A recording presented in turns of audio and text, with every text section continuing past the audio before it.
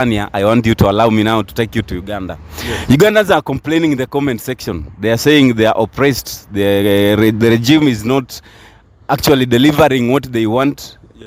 Food is expensive. They cannot afford even clean water to drink on the streets. Yeah. But you've been so vocal. You've been saying Museven is working. The president is doing an amazing job. What do you have to tell these people in the comment section? No, where did you learn? Where did you learn this from? What you're telling me, where did you learn it from? I mean, we've done with you several interviews and I can read the comments. You can read where? On social media. Now, stop talking about social media. It's Ugandan. I want you to drive to Uganda. Drive from here to Uganda. Go to Busia border. Start driving from Busia border to Kampala.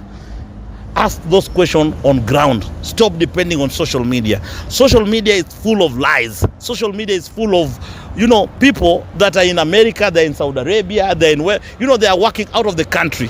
And you get so many people that tend to hate Yoweri Kaguta Museveni. They are small, like I can count 1, 2, 3, 4, 5 people that are aligned to Bobi Wine. And they are very vocal on social media. They talk too much on social media. Stop trusting social media, my brother. Go to Kampala, go to Jinja, drive. You have a car. I believe you have a car. Drive and ask the people of Uganda whether what is being said on social media is correct or not correct. Are you getting my point? Yoweri Kaguta Museveni, just the other day, he was approved by over 90% of districts in Uganda. They posted their signature. They said, we want Museven back so that he can lead the people of Uganda. These are the people that are in Uganda, not people that are washing utensils somewhere in foreign countries, that are talking because they don't understand what is happening in the country. And these are, most of them, they are foreigners that have been, they have been brainwashed that Yoweri Kaguta Museveni is a dictator, is someone that doesn't want whatever, is by the opposition, by the other society that is out of Uganda. 90% as we speak, 90% of districts in Uganda have approved Yoweri Kaguta Museveni to run again for the presidency of Uganda. But even and I'll be very honest with you, I want to congratulate the people of Uganda, because their president, Yoweri Kaguta Museveni, is not only playing a big role in their country, he's playing a big role in East Africa.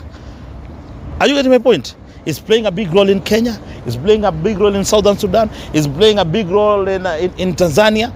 Every country that is in East Africa, Yoweri Kaguta Museveni is playing a big role. He is the only one that has remained behind to make sure that we are safe and secure in East Africa. Museven will remain a leader that is not only a Ugandan leader, but an East Africa leader that we are looking up to. When you see the small boys that are being financed by the whites to come around and run around believing that they can become the president of Uganda, they are time wasters. They are time wasters. I'll be very honest with you. How can a musician, former musician, lead Uganda? How can a former musician who has never been someone in the music industry, has never even crossed border of Uganda, he has never been, bro? Bobi Wine was among the best in his prime. Where, bro? When you talk about Uganda, you talk about Jose Chameleone. You talk about Baby Cool. Are you getting my point? We knew that guy because he was opposing Yoweri Kaguta Museveni. And because the whites were vocal about this guy, is when we knew that there is someone called Bobi Wine existing in this. Are you telling us that it's the white who elevated Bobi Wine as a musician? He is a young boy that is being financed by the white to, to tarnish Museveni's whatever image badly. But I'll be very honest with you. We want to tell Bobi Wine, and we are telling him straight to his eyes, that Uganda is our business. How is Uganda our business? Because Yoweri Kaguta Museveni is the leader of East Africa. He's playing a big role in Kenya, he's playing a big role in Tanzania, he's playing a big role in South Sudan, he's playing a big role. He is our father. So when you touch Museveni, you touch East Africa. That's why we are sending this message to that young man called Bobi Wine. Please submit yourself. Look for Mzee. Be mentored by Mzee. And we, as East Africa, we are going to trust you and give you that leadership. The last time we were here with you, you talked about Ugandan ladies being, curvaceous, beautiful, and they have water. And I was, in my mind, I wanted to know what kind of water do these women have? So I went and did my own research. I realized the kind of water you were talking about is the squatting. And now I wanted to understand. So I wanted to understand what makes you think the Ugandan women squat and Kenyan women don't. Hey, my brother, where do you get that confidence from, even using such words on camera? But I'll be very honest with you. Yeah. You did your research. Yeah.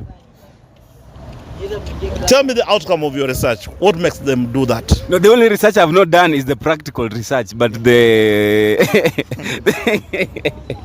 but I've done the theory. I've done my research well. You will realize in East Africa, because I want to talk about East Africa because of Uganda, Tanzania, and Kenya. Mm-hmm. You'll realize in East Africa, the leading country, women do what you've just mentioned, because I can't mention on camera. The number one country is Uganda. Number one country. Not only number one country. These are the countries you'll get 2%, 3%, 4%. But 99.9% is being done in Uganda. Now it revolves so many things. For a woman to do what you've just mentioned, she has to feed well, and she has to feed fruits that includes avocado, watermelon, zinc. You know more about zinc. There is how do you call them? The yogurts and stuff and whatever. Cashew nuts. Yeah, they are found in Uganda. The agriculture in Uganda, under the able leadership of Yoweri Kaguta Museveni, he has empowered agriculture in Uganda, whereby you can walk all over Uganda and get food in plenty without someone asking you questions. So long as you are hungry, you want to eat, you'll be given food. All the foods that are being mentioned that makes a woman does what she does is found in Uganda. So first of all, we have to congratulate Yoweri Kaguta Museveni for enabling and empowering agriculture in Uganda to an extent. They produce watermelon, they produce avocado, their women feed well. That's why they do what they do. Number two, for a woman to do what you've just mentioned, you need to create. I am not the one who said. No, you've just mentioned it. You said it in our last interview. You've just mentioned it. For a woman to do the Kachavali thing that you want, you are mentioning, you mentioned you. For a woman to Kachavalis, are you getting my point? It means that she has to have peace. Peace whereby her mind is settled so that she can do what you are saying. Peace can only be found if people are not straining with life. Peace can only be found if you're not straining you with bills and whatever. You are comfortable. And I'll be very honest with you. Even someone that is, I don't know how do you call it, low level life in Uganda can not afford to miss food in his country. So when peace is in the country, there is no war. Women squat. When peace is in the country, there is no bullets and whatever. Women squat. You don't expect women to squat in a country like South Sudan, because bullets are boop, boop, boop, boop, boop. How do they even squat? Are you getting my point? So peace is paramount. And that one can only be done and can only be found in Uganda under the able leadership of Yoweri Kaguta Museveni. Thank you.